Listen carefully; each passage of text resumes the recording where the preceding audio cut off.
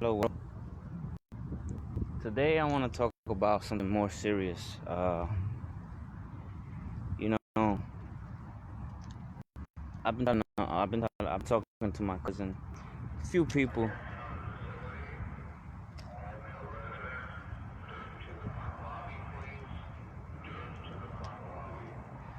So I've been talking to a few people saying that, you know, we're my generation.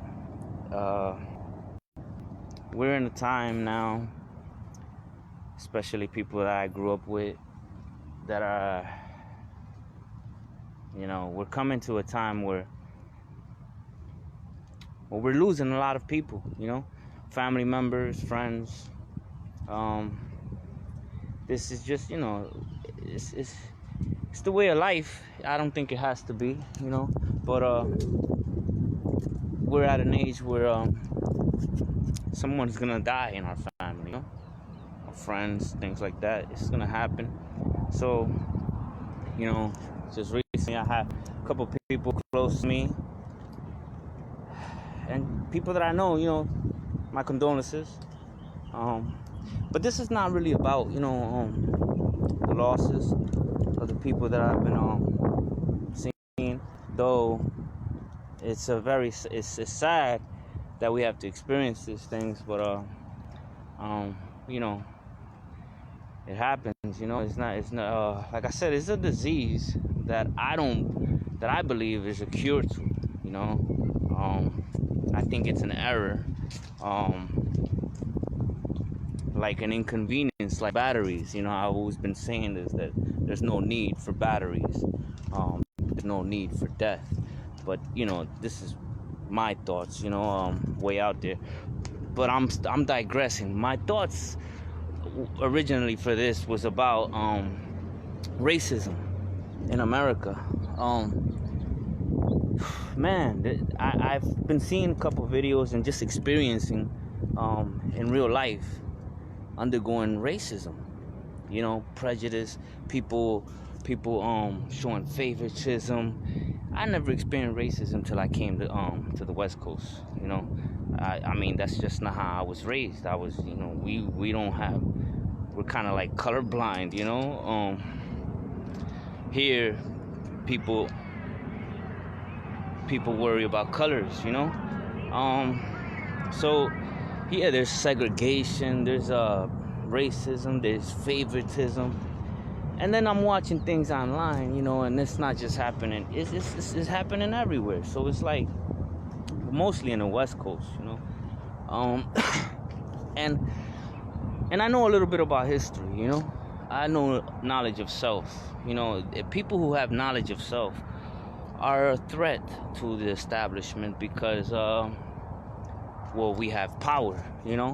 Anytime there's there's power, people consider it as a threat, and they want to eliminate it as fast as possible.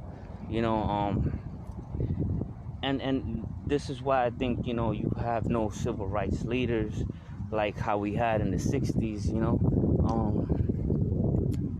But today is different. I think if had we had those civil rights leaders in today's day, like with social media and things like this, they would probably be alive, because we're in a situation where we're more open to express ourselves more freely, using the First Amendment more to our advantage than ever before. But yet we lack civil rights leaders. We lack real leaders, that represent the people, that speak about the illnesses that's going on, from homelessness, drugs, racism. It's been around for a while. The more you read up on it, the more you realize that it's something that probably will never go away. But yeah, I think what's happening with the times is that there's gonna be a new Malcolm X or Martin Luther King coming soon. I mean, shit. I could be one. There's a lot of people that have the thoughts and have the knowledge and this information, but maybe they're not ready. I feel like I'm not ready. I have written speeches and things like that, but I'm still not in the moment to speak on it publicly yet, you know. But that's what's lacking. We need more leaders, you know. And this racism is getting out of hand, at least from what is being published online. You know, I'm against vaccination because to me vaccination is like enslavement psychologically. You know, it's maybe not physically, but psychologically it's like you're accepting change. You're accepting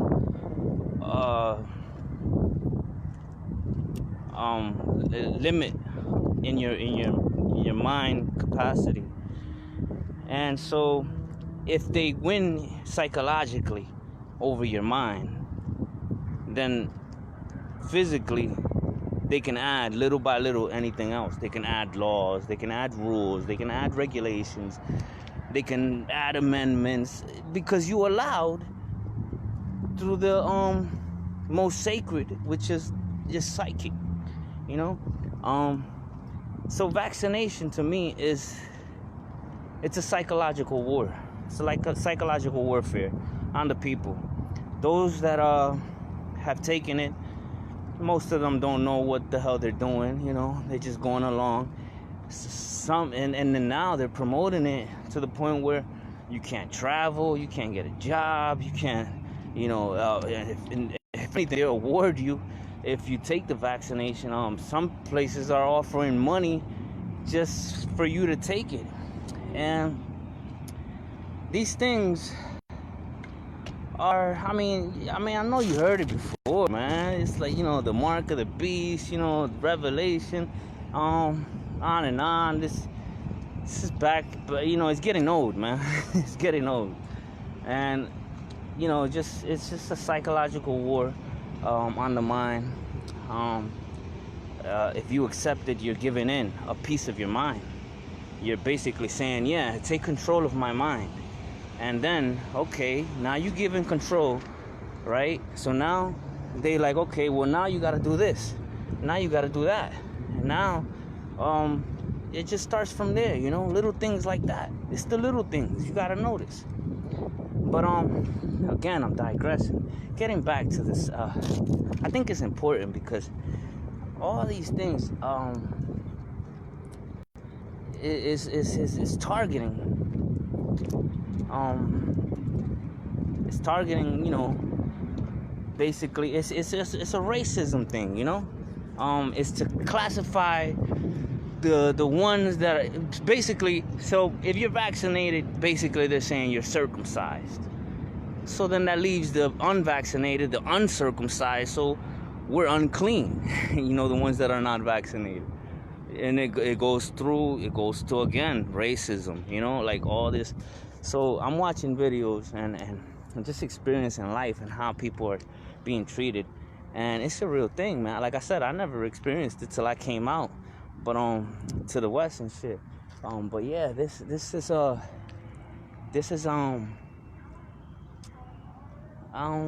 like I said, I'm not, like, I've been writing words, I just venting, but yeah, there's gonna be something popping where there's gonna be a civil rights movement, you know, because things gotta change, you know, and you know, you heard this before, but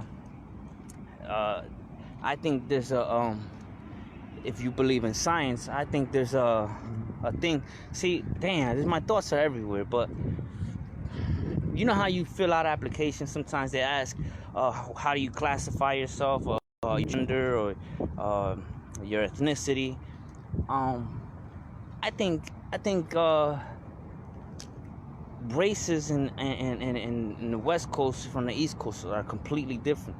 No matter what race you are, so you could be black, you could be white, you could be Hispanic, but if you're in the West Coast and you answer Hispanic, it's not the right answer because, or you answer black, it's not the right answer because you really got to say, okay, black, but from what demographic? You know what I mean? Because that shit really matters. Because the blacks from the East Coast ain't the same black as the blacks from the West Coast.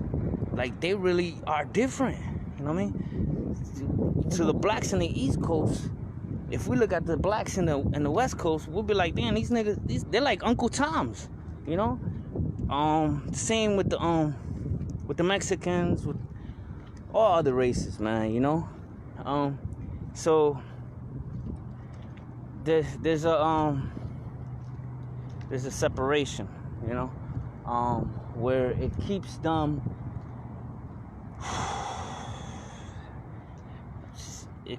in a division, you know, hating their own kind.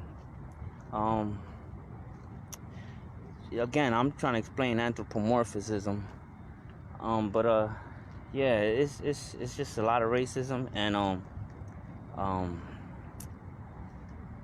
you're gonna have a new leader, and I'm gonna be brushing up on these subjects, like, cause I don't want to get too in depth with it right now, cause I'm limited with the phone. I'm under restraints right now. I'm kind of like I can't express myself. A lot of feelings I suppress because I'm in foreign terrain. You know, I'm not in my own territory. You know, if I go against one Californian, though, how do I explain? Though it could be an individual one-on-one session, the others will kind of join. You know, even if the one that I'm accusing is wrong, they'll kind of like back this person who's wrong, only because I'm the outsider. So it's like 100 against one, you know. It's like, oh shit, now I gotta. You see what I'm saying? It's like you gotta watch what you speak around these people, because they might not like each other, but when it comes to someone outside, they stick together. So it's like they're being racist, you know, discriminating. But if I'm out of the equation, they go back to hating and killing each other. So it's like, it's crazy, man. It's like I said, it's hard to explain. I'm not gonna get too in depth with it, but I think I said enough. So yeah, I've been basically suppressing a lot of thoughts and watching the way I speak, because there's a lot of racism here where the powers that be want to try to obstruct or hinder. Shit, I just came out of jail. I'm on parole. I'm under restraints in the program. This beard is a symbol of my captivity. I grew it while I was in prison. I told myself once I'm free, I would shave it off, and yet I still have my beard. So that basically tells you that I'm still not free, you know. But yeah, so I'm just waiting, patient, man, waiting for the opportunity to speak. But yeah, it's like niggas can't walk my shoes, man. Can't walk my shoes. It's not easy being green, you know. So yeah, I just want to talk about that, man. You know, a little bit. You know, it's just something serious for a change. Because I think the world needs to hear, and I'm hoping this triggers more people who can probably explain it better than me, and be more open about about discussing matters like this. I'm the only Dominican it seems like in California. I haven't met not one other Dominican. For real, like everybody here is either like white, Philippine, fucking Mexicans, like Central. It's just, there's no Caribbean, there's no colorful people like me. If there is, I haven't seen them. And even if when you meet them, see, the sad shit is that a lot of people that do come from places like the East, they sell out. They forget where they came from. And this state likes to make you forget. They like to indoctrinate you to forget about your past, which is a good thing, but not to the point where you forget who you are, and a lot of people who come here, they let the drugs and Hollywood, the glamour, and the indoctrination, let them get the best of them, where they forget who they are, where they come from, and they sell themselves out, becoming what the people here are. And I'm very jealous. I'm very jealous for my own state. I don't want no mingling us with them. And I know that sounds racist, but I think we're better than them. And that's just the inherent qualities and natures and the nobility of my upbringing, But I'm very jealous. I don't want no girls or no guys from the East Coast in relationships with them, because we're not the same, man. They don't deserve us, So yeah, man, I don't know. It's a lot of thoughts flying, I'm definitely, it's good to make friendship and relationships. It's words gotta be put to feelings that are to the voiceless, like those few numbers, like for example, you got the black movement, the Black Lives Matter, right? But you have Lil Wayne or Kanye West who don't really promote that idea. Those few numbers that most people are against, I'm for, because they're the voiceless, and they're the ones that need to be heard, So impartiality, you gotta have real sound judgment with no without being colorblind,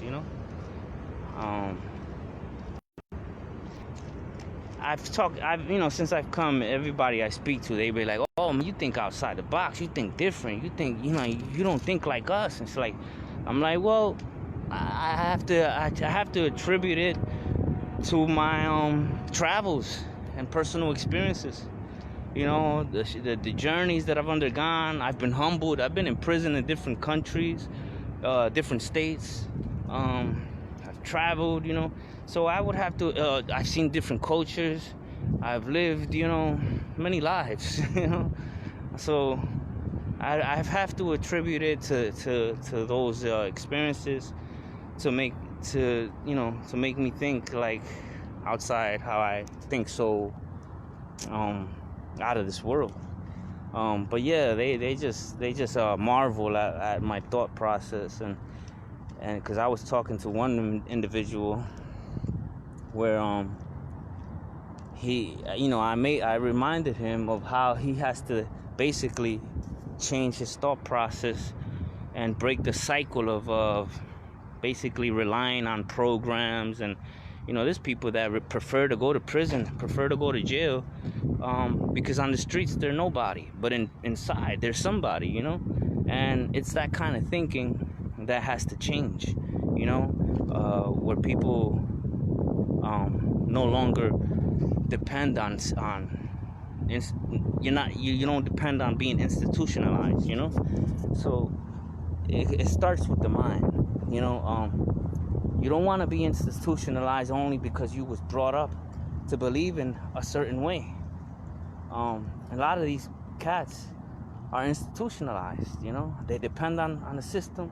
They get clean. They don't need the drugs. But because they're so institutionalized, dependent on programs and organizations, they'll relapse or commit a crime just to go under those same systems, you know, in the guise of receiving help. It's treatment, not cure.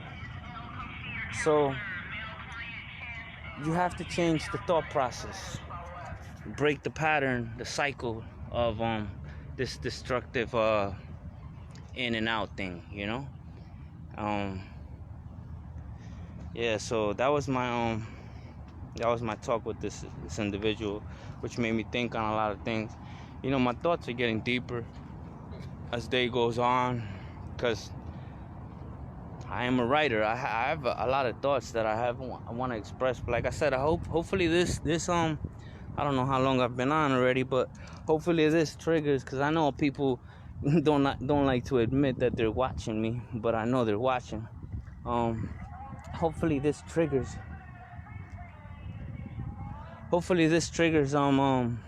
some type of discussion where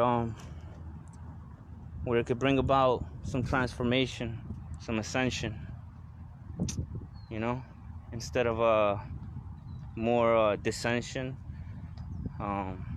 degradation, defamation of characters, you know. So you already know, man. LZ speaking. Yeah, so alright, man. Thanks for tuning in. For those, I see my cousin was tuned in. What's up, man? Bradley. Yeah, I already know. One.